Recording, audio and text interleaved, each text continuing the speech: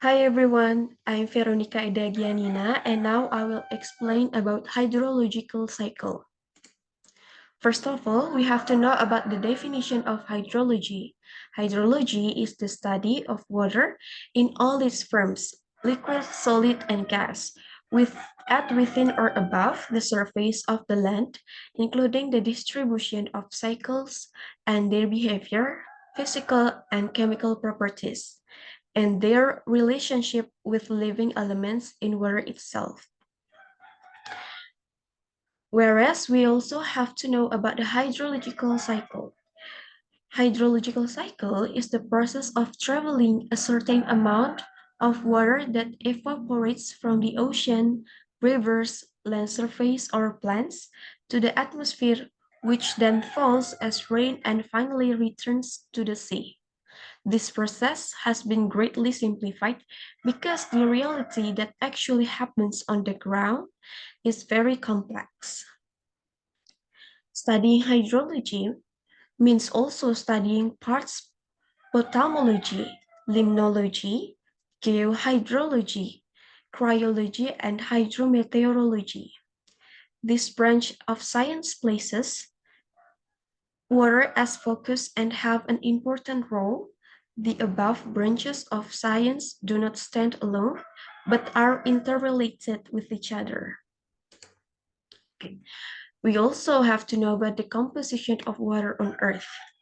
70% the Earth is covered by water, 97% seawater, 3% fresh water, 2% fresh water in the form of ice, 0.9% fresh water as groundwater, and 0.09% fresh water as lakes, swamp, river, and water vapor. There are three simple stages of water cycle: evaporation, condensation, and precipitation. So the first step is evaporation.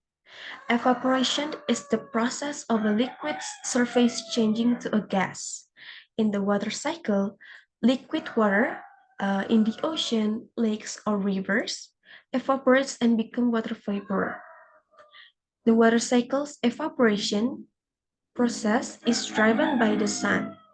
As the sun interacts with liquid water on the surface of the ocean, the water becomes an invisible gas, or we can say it, water vapor.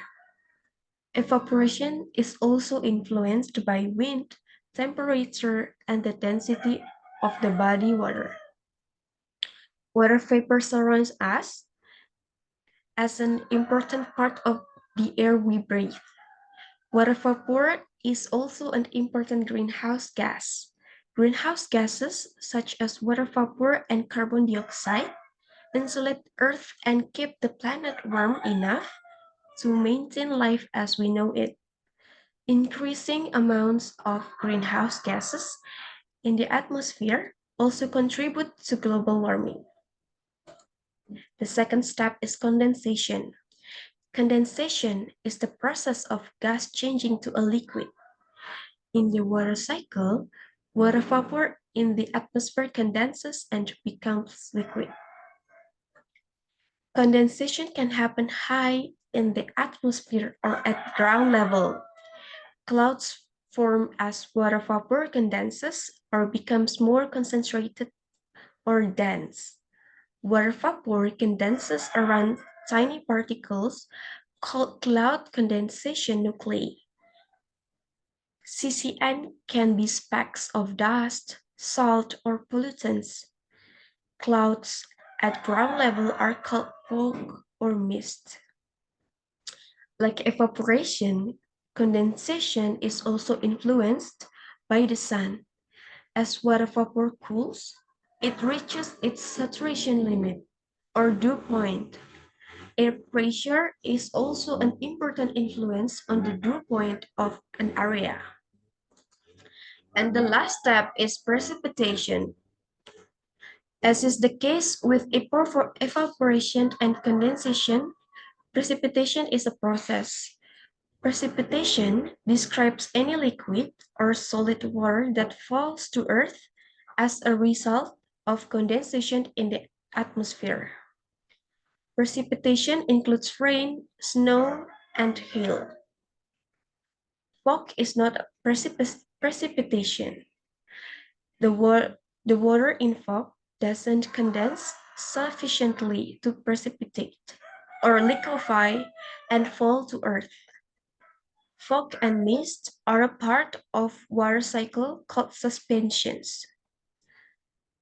They are liquid water suspended in the atmosphere.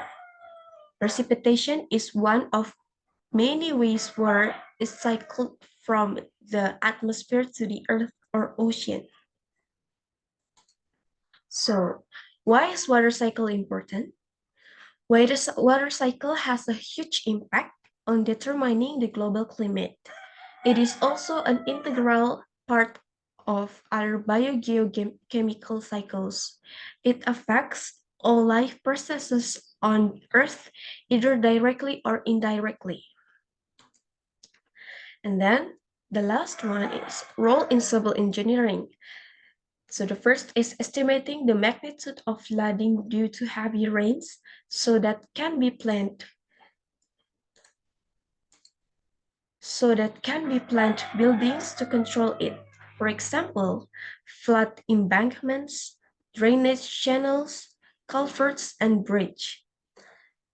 And also estimating the amount of water the plant needs so that it can plan buildings to serve the needs. And the last is estimate the amount of water available in water source such as springs, rivers, lakes, etc.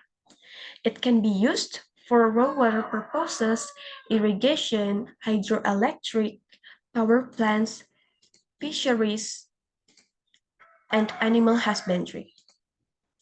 That's all from me. Thank you for the attention.